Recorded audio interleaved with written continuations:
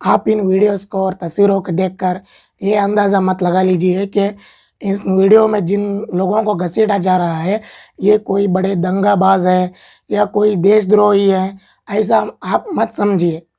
आपको भली-भाँति मालूम होगा कि ये हमारे जाने-माने बहुत ही प्रसिद्ध रेसलर्स हैं। तो इन्हें क्यों इस तरह ट्रीट किया जा रहा है? क्यों इन्हें इस तरह सड़कों पर घसीटा जा रहा है?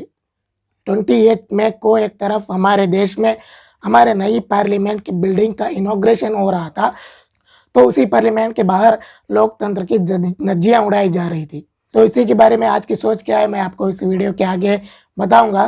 तो चलिए वीडियो में आगे बढ़ते हैं। तो हम सबसे पहले ये जान लेते हैं कि हमारे रेसलर्स प्रोटेस्ट क्यों कर रहे हैं। इन्हें प्रोटेस्ट करते हुए 1 महीने से ज़्यादा हो चुका है। इन्होंने प्रोटेस्ट को 23 अप्रैल से शुरू किया था, तो आज तक उनकी बात नहीं सुनी गई है। तो सबसे पहले हम ये जान लेते हैं कि रेसलर्स प्रोटेस्ट क्यों कर रहे हैं। 23 अप्रैल से रेसलर्स ने प्रोटेस्ट करना शुरू किया। रेसलर्स फेडरेशन ऑफ इंडिया के चीफ ब्रिजभूषण सिंह के खिलाफ रेसलर्स का ये कहना है कि इन्हें सेक्सुअली हरासमेंट किया जा रहा था और सेक्सुअली अब्यूज़ किया जा रहा था। तो इसी के खिलाफ रेसलर्स ने आवाज़ उठाई और 23 अप्रैल से प्रोटेस्ट को शुरू किया। तो आज तक उनकी कोई बात नहीं मानी गई है और उन्हें कोई पूछने तक नहीं आ रहा है।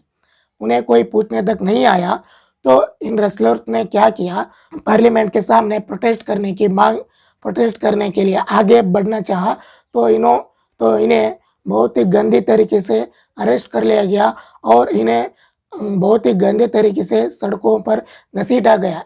इन्हें जब बहुत ही गंदी तरीके से घसीटा गया, ये कहकर कि ये पार्लियामेंट के इनॉग्रेशन के सिक्योरिटी में ये बाधा कर रहे हैं और ये पार्लियामेंट के इनॉग्रेशन के वक्त दंगा कर रहे हैं। जब यही खिलाड़ी हमारे देश को मेडल दिलाते हैं, जब हमारे दुनिया में हमारे देश का नाम रोशन करते हैं, जब हमारे देश का झंडा अपने कंधों पर लहराते हैं, तो तब तो हमें इन पर बड़ा गर्व होता है।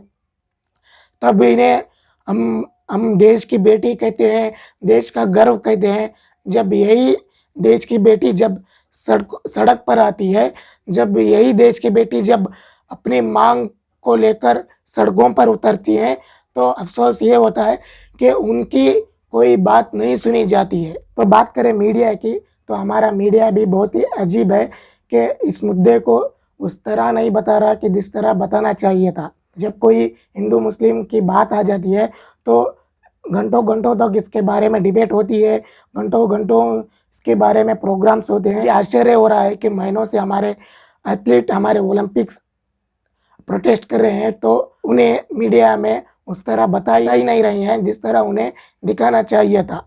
मेरा सिर्फ ये मानना है कि हमारे खिलाड़ी जो एथलीट में ओलंपिक्स में मेडल लाए हैं, इतना हमारे देश को गर्व दिए हैं, इतना हमारे दुनिया में हमारा देश का नाम रोशन किए हैं, वो रेसलर्स 1 महीने से प्रोटेस्ट कर रहे हैं। तो गवर्नमेंट से मेरी विनती यही है कि आप जाइए, उनकी बात तो सुनिए ना, वो क्या कह रहे हैं, उनके आरोप क्या हैं, तो आप सबसे पहले वो तो सुनिए। आप 1 महीने से वो खिलाड़ी प्रोटेस्ट कर रहे हैं, आप उन्हें सुनने को तैयार ही नहीं हैं। तो उसी दिन दूसरी तरफ हमारे नरेंद्र मोदी जी ने नए पार्लियामेंट में नए देश की बात करते हैं, तो उसी पार्लियामेंट के बाहर हमारे एथलीट को, हमारे ओलंपिक्स के खिलाड़ी को बड़े बेरहमी के साथ घसीटा जा रहा था। जिस दिन वही खिलाड़ी हमारे देश को मेडल लेकर आते हैं, तब तो उन्हें बुलाकर बड़ा सम्मान दिया जाता है और उनके साथ फोटोज खींच लिए जाते हैं।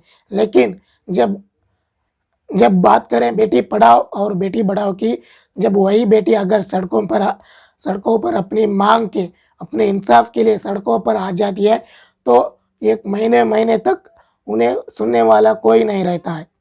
अफसोस तो इस बात का होता है कि ये लोग तो बड़े जाने माने